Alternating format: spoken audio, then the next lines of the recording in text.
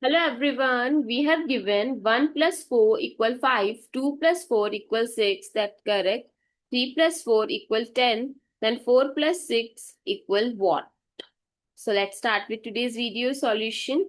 So comment your comment what number you found and watch my solution in this video.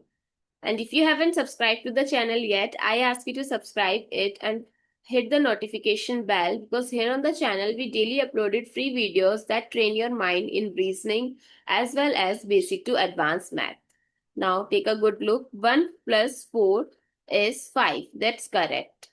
Or we can say that 1 factorial is 1 and then simply add 4. This gives 5. Now 2 factorial is 2 times 1, that is 2, and 2 plus 4 is 6. Now 3 factorial is 3 times 2 times 1, that is 6, plus 4, 10. Now 4 factorial is 4 times 3 times 2 times 1, which is equals to 24, plus 6 is equals to 30. So what replaces the question mark? 30.